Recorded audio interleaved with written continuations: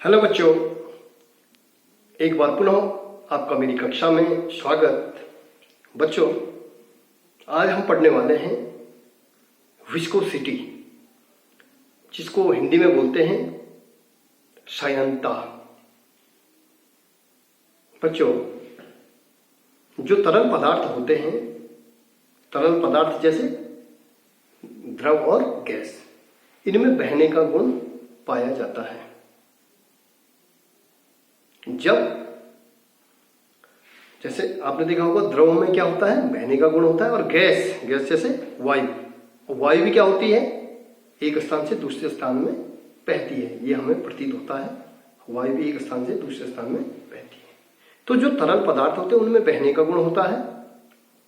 जब हम पानी को एक बर्तन से दूसरे बर्तन में उड़ेलते हैं तो हम द्रव को गति अवस्था में ले आते हैं।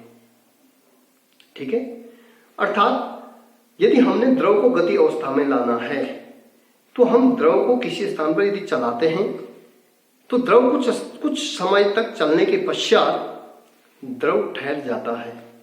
ठीक इसी प्रकार यदि हम शहद को भी चलाकर देखते हैं तो शहद जो है एकदम मतलब जल की अपेक्षा जल्द ही क्या हो जाता है, रुक जाता है।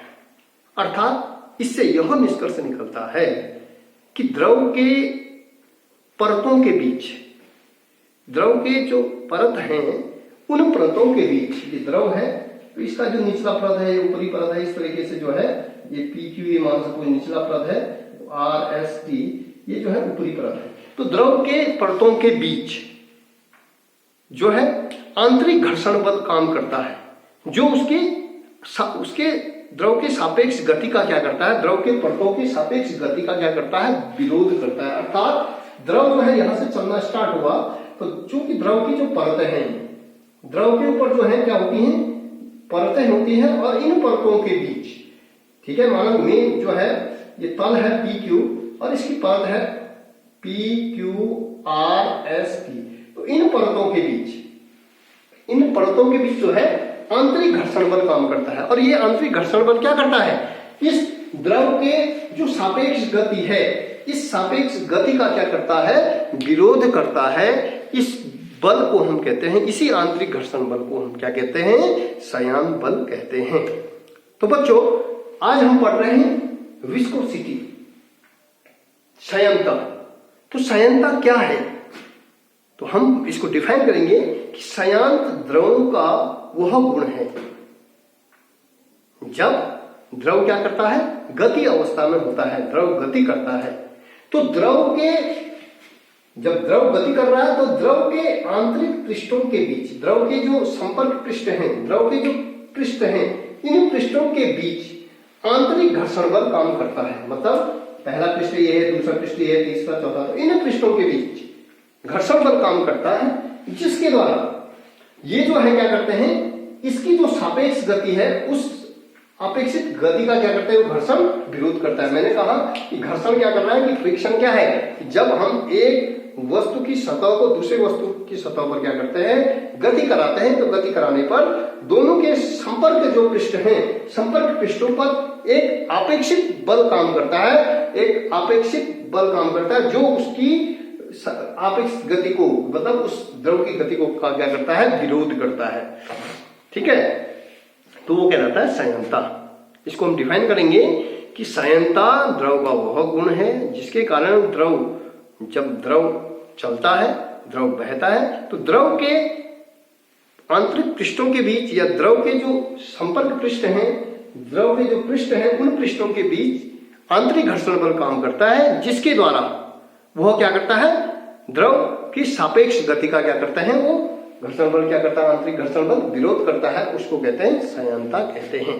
तो बच्चों, आपने देखा होगा, अभी हमने एग्जाम्पल के माध्यम से आपको बताया कि जब हम द्रव को हम चला करके देख रहे हैं तो द्रव जो है कुछ स्थान तक चलता है, उसके बाद रुकता है। लेकिन शहद क्या होता है, शहद भी जो है थोड़ी सी चलते ही क्या हो जाता है, जल्दी, मतलब द्रव की अपेक्षा क्या हो जाता है, रुक जाता है।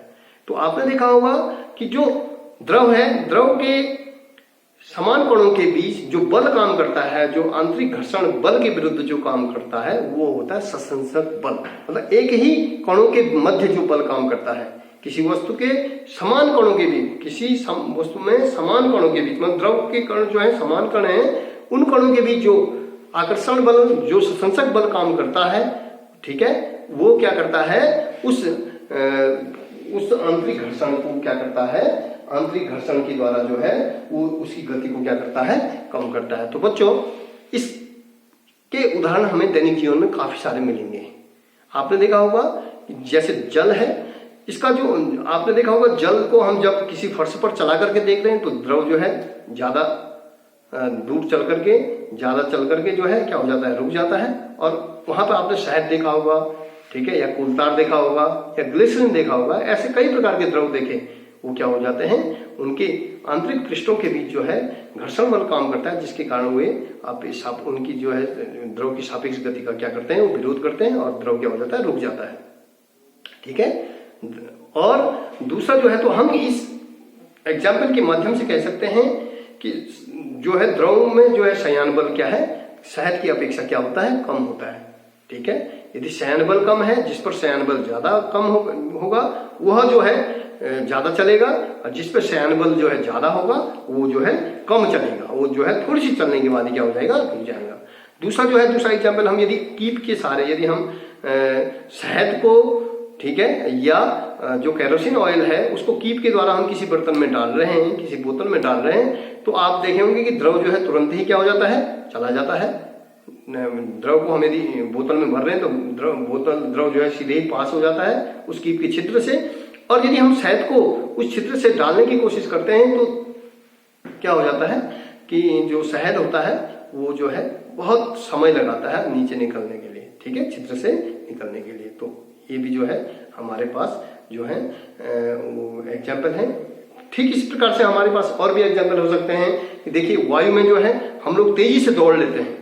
यदि हमें जो है दौड़ने के लिए कहा जाए, एक स्थान से दूसरे स्थान पर 100 मीटर की रेस लगाने के लिए कहेंगे, तो हम जो है बहुत इजीली जो है वायु में दौड़ सकते हैं। ठीक है, वायु मतलब जो है वायु के साथ जो है क्या कर सकते हैं, दौड़ सकते हैं। यदि हमें जल में, चूंकि वायुमंडल, वायु का बोलने का मतलब जो है, वायु का मतलब हमारे जो एटमॉस्फेयर में है, वायुमंडल में क्या है, चारों ओर एयर है। यदि हम दौड़ने की बात करेंगे तो तुरंत दौड़ जाएंगे। लेकिन यदि हमें जल में दौड़ने के लिए कहा जाएगा तो क्या हम उतने तेजी से दौड़ पाएंगे? नहीं दौड़ पाएंगे। आप इसको एग्जाम्पल करके देख लीजिएगा, यदि हम द्रव में दौड़ने की कोशिश करेंगे हम नहीं दौड़ पाएंगे। तो इससे ये सिद्ध होता है कि द्रव का जो द्रव का जो शयन बल होता है वो ज्यादा होता है, ठीक है, और किसकी अपेक्षा, वायु की अपेक्षा। ठीक है, जिसका शयन बल कम होगा वो उसमें जो है हम ज्यादा नहीं चल पा रहे हैं, और जिस पर शयन बल कम होगा उस पर हम जो है तेजी से चल पा रहे हैं। ठीक इसी प्रकार से आपने देखा होगा जो कोहरे के जो बादलों के जो कण होते हैं वे जो है धीरे धीरे वायुमंडल से आकर के जो है पृथ्वी पर आ जाते हैं। ठीक है, वायुमंडल से चल करके जो है आसमान से चल करके वो पृथ्वी पर आ जाते हैं। या हमें प्रतीत होता है कि जो बादल होते हैं, बादलों के जो कण होते हैं वो आसमान में इधर से उधर जा रहे हैं। ठीक है, तो यहाँ पर भी इनकी भी शयनता क्या होती है, कम होती है। तो बच्चों, इन एग्जाम्पल्स के माध्यम से आप जो है शयनता को समझने में सक्षम हुए होंगे। तो बच्चों, आपने एक चीज देखी होगी, शयनता यदि टेम्परेचर हम बढ़ा देंगे तो टेम्परेचर बढ़ाने पर शयनता, द्रव की शयनता क्या हो जाती है, कम हो जाती है, और गैसों की बढ़ जाती है। टेम्परेचर का प्रभाव, ताप का प्रभाव शयनता पर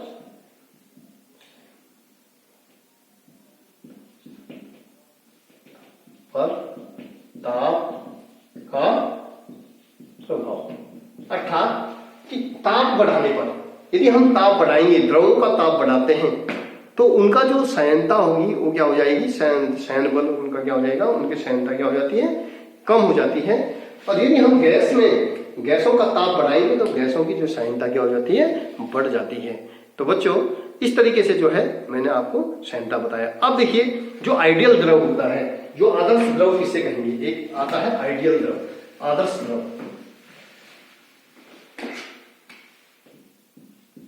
आदर्श द्रव क्या चीज है? आदर्श द्रव क्या होता है, ये आइडियल जो लिक्विड क्या चीज है, आदर्श द्रव वह द्रव कहलाता है जिसकी जो है, जिसमें जो है जीरो संपीड्यता होती है। जीरो संपीड्यता मतलब शून्य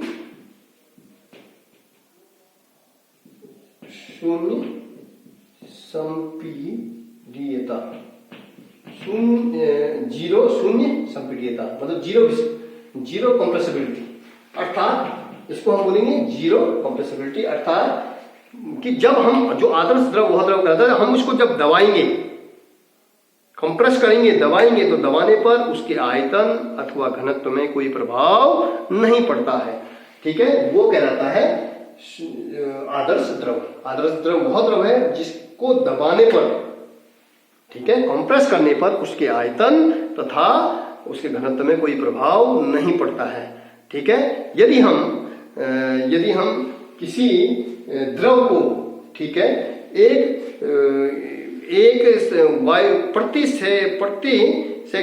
प्रति वायुमंडल दाब से, यदि हम द्रव को प्रति वायुमंडल दाब से दबाने की कोशिश करेंगे तो उस पर जो है 0.000048 भिन्नात्मक परिवर्तन होता है, अर्थात एक सूक्ष्म परिवर्तन। यदि हम किसी द्रव के आदर्श द्रव के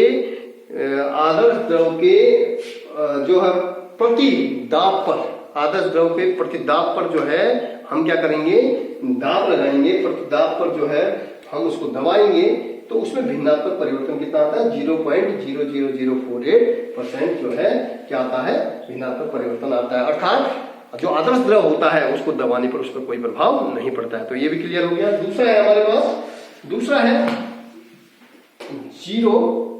शून्य संयमता। जीरो संयमता क्या होगी, जीरो जो संयमता होगी जिसको हम कहेंगे जीरो विस्कोसिटी। जीरो विस्कोसिटी अर्थात जो आदर्श द्रव होता है वो क्या होता है, उसमें जो है संयमता क्या होती है, उसकी शून्य होती है। जो आदर्श द्रव होता है उसकी संयमता क्या होती है, शून्य होती है, तभी जो है द्रव जो है इधर से उधर जाता है। लेकिन आपने देखा होगा, मैंने कहा कि द्रव को जब हम चला करके देखते हैं तो द्रव भी क्या होता है, कुछ दूरी चलने के पश्चात द्रव भी जो है चलने के बाद क्या हो जाता है, रुक जाता है। तो अर्थात ये काल्पनिक है।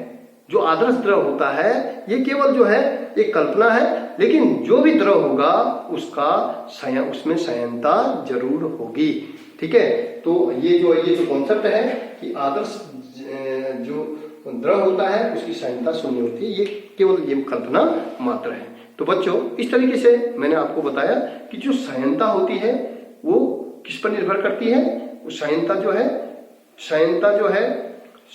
जो है द्रव के परतों के बीच जो लगने वाला जो आकर्षण बल है, आंतरिक घर्षण है, द्रव के परतों के बीच जो आंतरिक घर्षण होता है, जिसके कारण द्रव जो है अपनी सापेक्ष गति का क्या करते हैं, वो विरोध करता है और द्रव जो है कुछ देर चलने के पश्चात क्या हो जाता है, रुक जाता है। इसको कहते हैं संयमता या संयमन बल। तो इसके अलावा बच्चों हम पढ़ेंगे इसमें, बच्चों अब हम पढ़ने वाले हैं धारा रेखीय प्रभाव और विक्षुब्ध प्रभाव। धारा रेखीय प्रभाव जिसको कहेंगे स्ट्रीमलाइन फ्लो, स्ट्रीमलाइन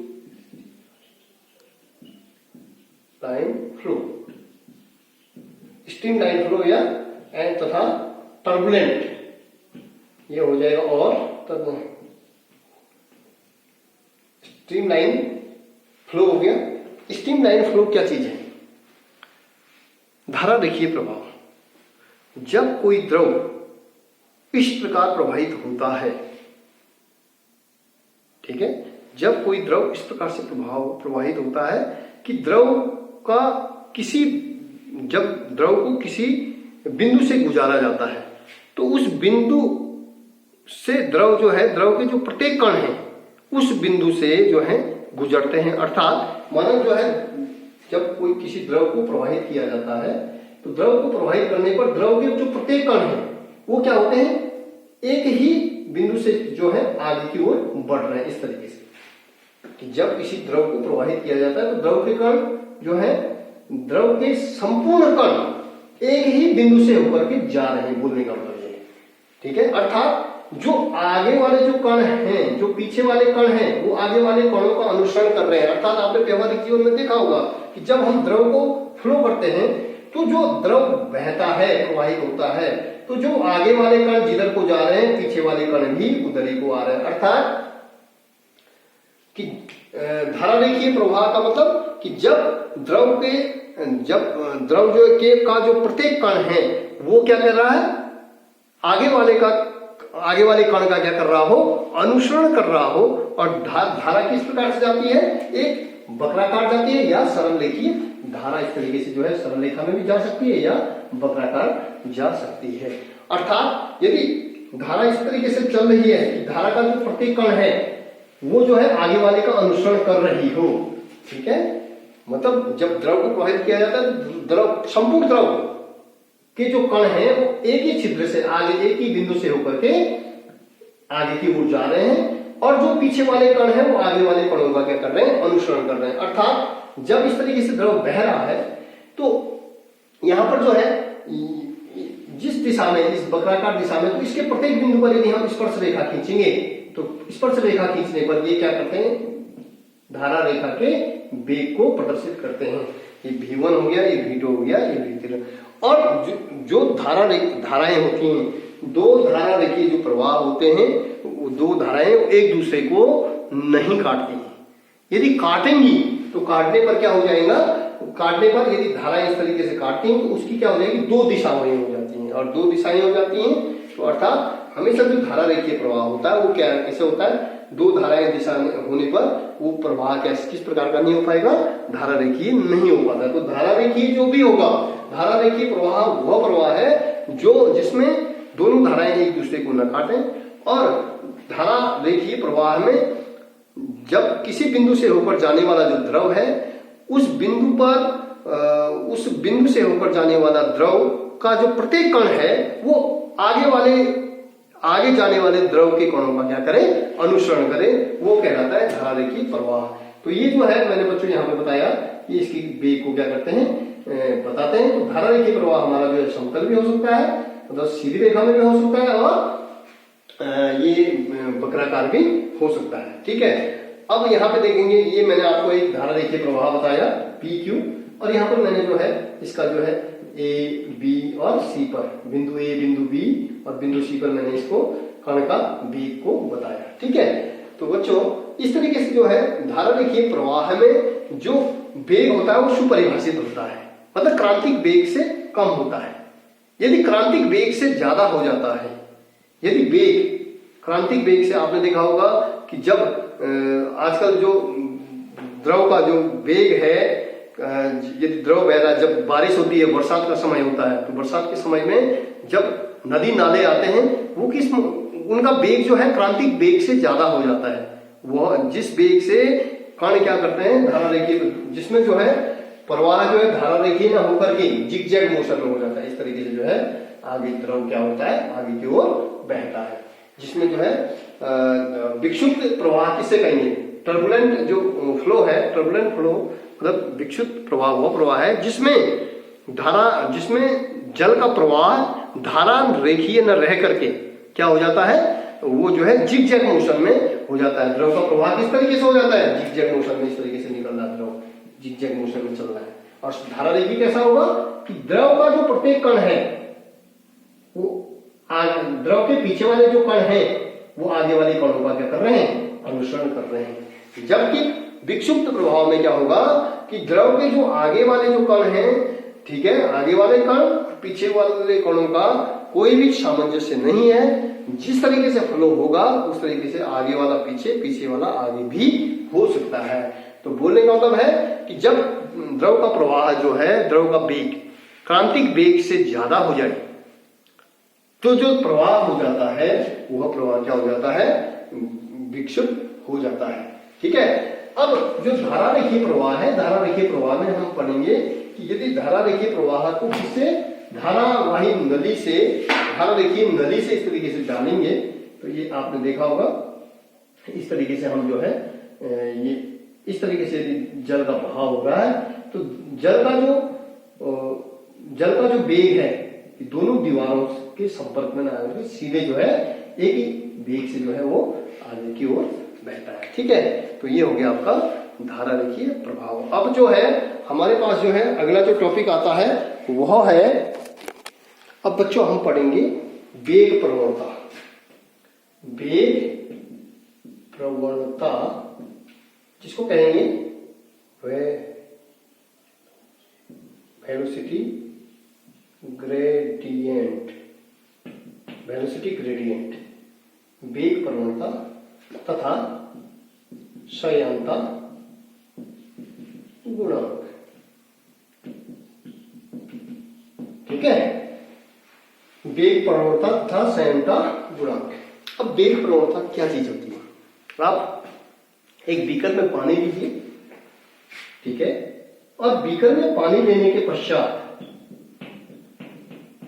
ठीक है, इस बीकर में आपने पानी लिया और पानी में लेने के पश्चात अंगुली से, ठीक है, इसको घुमाइए या किसी बर्तन से घुमाइए, किसी लकड़ी से घुमाइए या अंगुली से घुमाइए बीकर में पानी लेकर के, तो आप देखेंगे कि जो द्रव के विभिन्न परतों के बीच क्या हो रही है, गति हो रही तेजी से। लेकिन आप यदि गौर से देखेंगे तो बीकर के जो दीवारें हैं, दीवारों वाला जो एरिया है वहां पर जल क्या रहता है, स्थिर रहता है, द्रव क्या रहता है, स्थिर रहता है। लेकिन बीच में आप देखेंगे इस तरीके से द्रव क्या होता है, घूमता है।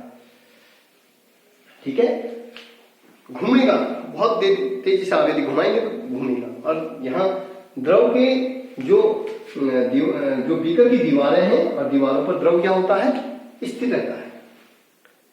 जैसे ही आपने बीकर से अंगुली हटाई अर्थात द्रव को घुमाना बंद किया, तो धीरे धीरे द्रव की जो परतें हैं उन परतों के बीच आंतरिक घर्षण बल उत्पन्न होता है, जिसके कारण कुछ समय पश्चात आप देखेंगे कि जो है उनका जो है द्रव क्या होता है, शांत अवस्था में आता है, स्थिर अवस्था में आ जाता है।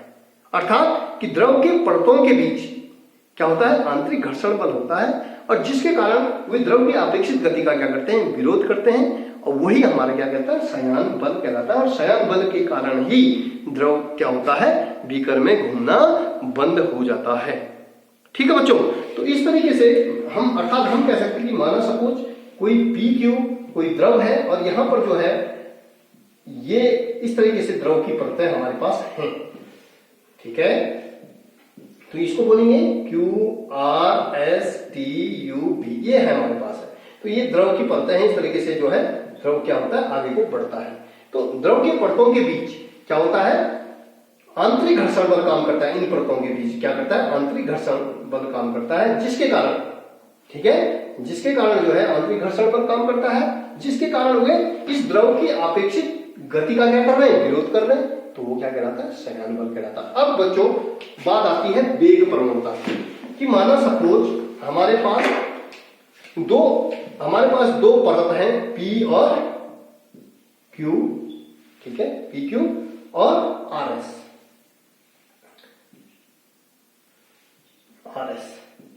PQ और RS, दो पृष्ठ है हमारे पास द्रव के, दो परतें हैं, PQ है और RS।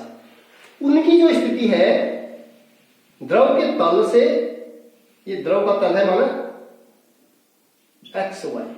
XY तल से, इनकी जो स्थिति है ये है आपका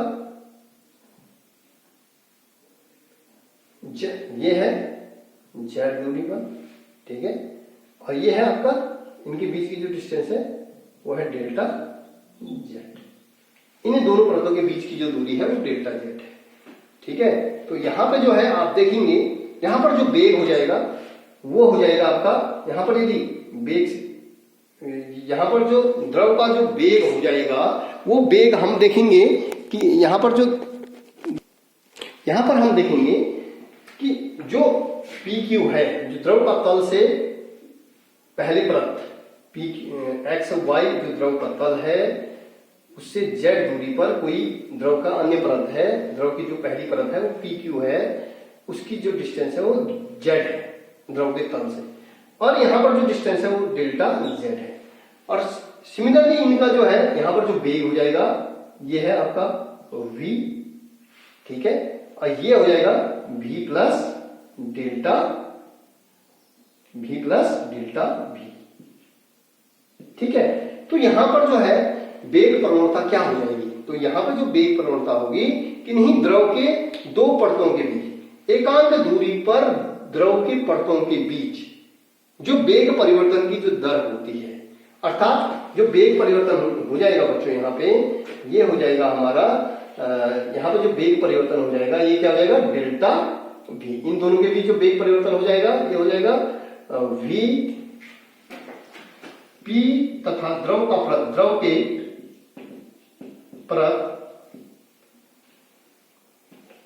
के परत पी क्यू तथा आर एस में वेग परिवर्तन ये हो जाएगा v plus delta v minus v, v से v कैंसिल, ये हो जाएगा डेल्टा v। तो ये जो वेग परिवर्तन हो गया दोनों परतों के बीच वो हो जाएगा डेल्टा v। ठीक हो गया।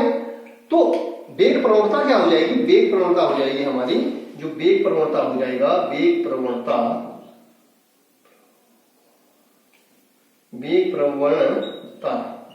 जो वेग प्रवणता हो जाएगी वो हो जाएगी डेल्टा v बटे डेल्टा z, अर्थात डेल्टा v बटे डेल्टा z। ये हमने जो है उसमें ले लिया है, किसमें, ताक्षणिक में। तो ये हो जाएगा डेल्टा v बटे डेल्टा z, अर्थात द्रव एकांक दूरी पर स्थित, माना पहली परत हमारी PQ है और दूसरी परत RS है। एकांक दूरी पर स्थित द्रव के किन्हीं दो परतों के बीच वेग परिवर्तन की जो दर होगी, ठीक है, एकांक दूरी पर स्थित द्रव की दो परतों के बीच जो वेग परिवर्तन होगा उसको वेग प्रवणता कहते हैं। और वेग प्रवणता हमारी वेग प्रवणता बराबर हो जाएगा dv बटे dz। और इसको जो है इसकी जो बीमा हो जाएगी वो क्या हो जाएगी, हमारी v की बीमा हो जाएगी lt माइनस 1 इंटू ये z, ये डिस्टेंस जो हो जाएगी, वेग प्रवणता जो हमारी हो जाएगी, वेग प्रवणता की जो बीमा हो जाएगी वो हो जाएगी हमारी lt माइनस 1 बटे l। तो बच्चों ये आप देखेंगे ये वेग की बीमा होती है lt माइनस 1 बटे डेल्टा z, ये l हो जाएगा, l से l कैंसिल, तो ये हो जाएगा वेग प्रवणता की बीमा t की घात माइनस 1। ठीक है। तो ये जो है या प्रति सेकंड, ये जो है इसका जो है क्या होगी, बीमा हो जाएगी t की घात माइनस 1। अब बच्चों हमारे पास आता है सहायता गुणांक। तो न्यूटन ने सिद्ध किया कि द्रव के किन्हीं दो परतों के बीच, न्यूटन ने, अब हम पढ़ रहे हैं, अब हम पढ़ेंगे वेलोसिटी ग्रेडियंट हमने पढ़ लिया, अब है कोफिशिएंट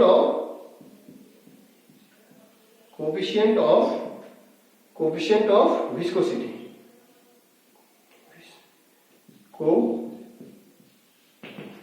तो न्यूटन के ये जो वैज्ञानिक थे न्यूटन ने क्या सिद्ध किया, न्यूटन ने सिद्ध किया कि द्रव के किन्हीं दो परतों के बीच या द्रव के परतों के बीच जो संयन बल काम करता है, द्रव के परतों के बीच जो संयन बल काम करता है, जो द्रव की अपेक्षित गति का विरोध करता है, ठीक है, वो संयन बल किन किन चीजों पर निर्भर करता है, द्रव की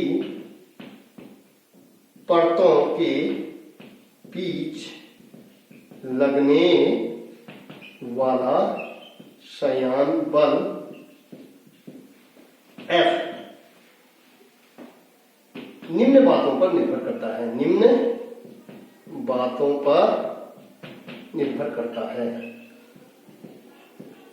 निर्भर किस पर करेगा, नंबर 1 निम्न बातों पर निर्भर करता है। नंबर 1 जो संयन बल है F प्रोपोर्शनल टू किसके, उन दोनों परतों के संपर्क क्षेत्रफल पर निर्भर करता है, A पर निर्भर करता है।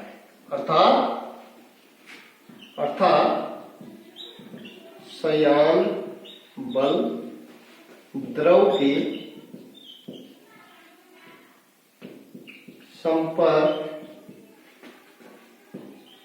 पृष्ठों के क्षेत्रफल पर निर्भर करता है। नंबर 1। दूसरा जो है हम बताएंगे आपको, दूसरा मैं आपको बताऊंगा।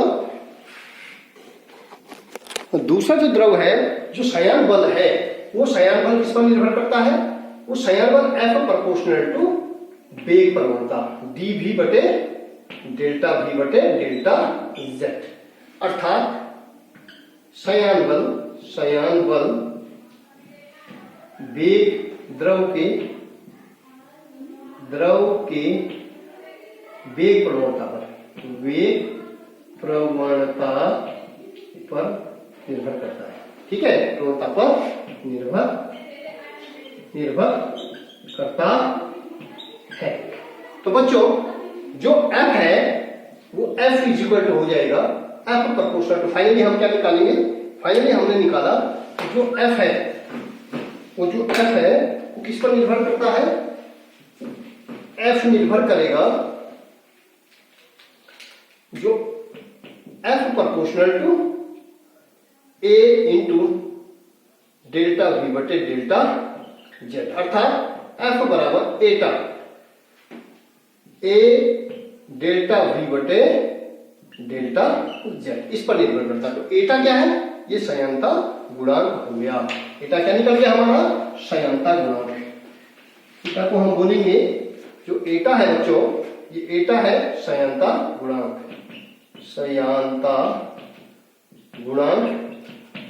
जिसको हम कह रहे हैं coefficient of viscosity, coefficient of संयानता गुणांक। अब संयानता गुणांक क्या होगा कि डिफाइन हम कैसे करेंगे? संयानता गुणांक क्या होगा और उसकी बीमा क्या होती है? तो सबसे पहले हम देखिए, यदि a बराबर 1, ठीक है, यदि क्षेत्रफल क्या हो जाए? 1 मीटर स्क्वायर हो जाए, और डेल्टा V बटे डेल्टा Z द्रव के परतों के बीच गुणांक क्या हो जाए? ये वेग प्रवणता हो जाए 1।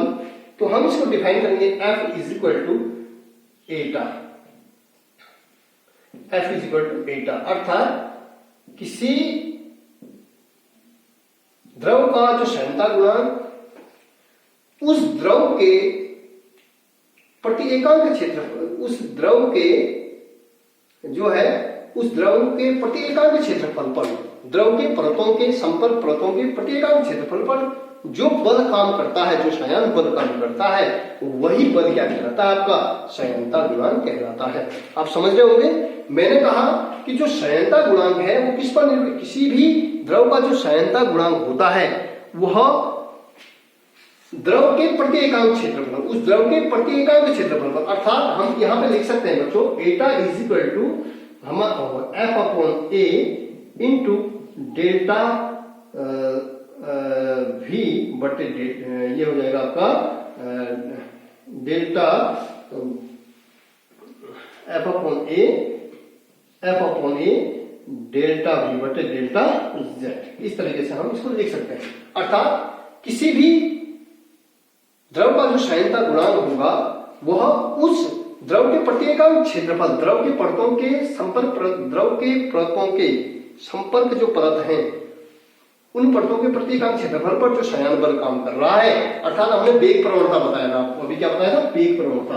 अर्थात द्रव के दो संपर्क पृष्ठ हैं, PQ और RS, ठीक है, और ये द्रव का तल है। तो मैंने आपको यहाँ पे बताया कि XY, ये द्रव के तल से इसकी दूरी बताई थी Z, और इन दोनों परतों के बीच की दूरी बताई थी डेल्टा Z। तो यहां पर मैंने वेग बताया था वेग, और यहां बताया था V प्लस डेल्टा V। ठीक है, तो बोलने का मतलब है कि इन दोनों परतों के, द्रव के परतों की, अर्थात जो वेग प्रवणता है, द्रव के परतों के प्रति एकांक संपर्क, द्रव के संपर्क परतों के प्रति एकांक क्षेत्रफल पर जो लगने वाला जो बल है वो संयान बल ही क्या कहलाता है आपका? वो कहलाता है संयानता गुणांक। अब बच्चों, इसकी बीमा किस तरीके से निकालेंगे? तो बीमा आप इजीली निकाल सकते हैं। इसकी जो बीमा हो जाएगी, एटा बराबर हो जाएगा बल की बीमा mL/t-2, ए की बीमा हो जाएगी L², और ये V है, V की इसकी बीमा निकाली थी हमने t-1, इसकी बीमा क्या निकाली थी? t-1। तो बच्चों आप देखेंगे कि L से L कैंसिल, तो ये हो जाएगा m L- t माइनस 1, अर्थात इसकी जो बीमा होगी, ठीक है, इसकी जो बीमा हो जाएगी वो हो जाएगी ml माइनस 1 t माइनस 1। तो बच्चों इसका जो मात्रक हो जाएगा, ये मात्रक हो जाएगा किग्रा प्रति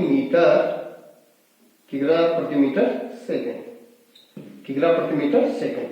और संयंता गुणांक का जो मात्रक होता है, आप देखेंगे मैंने इसको बताया था, संयंता गुणांक का जो मात्रक होता है, संयंता गुणांक का जो मात्रक हो जाएगा वो मात्रक हो जाएगा पॉइस, मतलब 1 kg पर मीटर। इसको हम बोलेंगे 1 किग्रा पर मीटर सेकेंड। किसके बराबर हो जाएगा? 1 किग्रा पर मीटर सेकेंड 10 पॉइस की। पॉइस मतलब जो संयंता गुणांक का जो मात्रक होता है वो पॉइस वो आदि को है, पॉइस होता है। संयंता गुणांक का जो मात्रक होता है वो होता है पॉइस, ठीक है। और 1 किलोग्राम प्रति मीटर सेकेंड 10 पॉइस के होता है। तो बच्चों मैंने आपको आज पढ़ाया संयंता, और संयंता द्रवों का वह गुण है जिसके कारण द्रव बहते हैं। बहने पर द्रव के संपर्क पृष्ठों के बीच एक आंतरिक घर्षण बल काम करता है जो द्रव के सापेक्ष गति का क्या करता है? विरोध करता है। उसको कहते हैं संयंता या संयान बल। और जो संयान बल है, न्यूटन के तथ्यों के आधार पर न्यूटन ने जो निष्कर्ष निकाला, उन निष्कर्षों के आधार पे जो संयान बल होता है वो 2 चीजों पर निर्भर करता है। एक तो द्रव के संपर्क परतों के क्षेत्रफल पर, और तथा द्रव के जो वेग प्रवणता होती है उस वेग प्रवणता पर निर्भर करता है, ठीक है। और वेग प्रवणता भी बच्चों मैंने आपको बताया कि वेग प्रवणता होती है कि द्रव के 2 परतों कि द्रव के एकांक दूरी पर, द्रव के परतों के बीच एकांक दूरी पर द्रव के परतों के बीच जो वेग परिवर्तन होता है उसको वेग प्रवणता कहते हैं। तो बच्चों मुझे पूर्ण विश्वास है कि आपको ये टॉपिक समझ में आया होगा। धन्यवाद, मिलते हैं नेक्स्ट वीडियो में। धन्यवाद।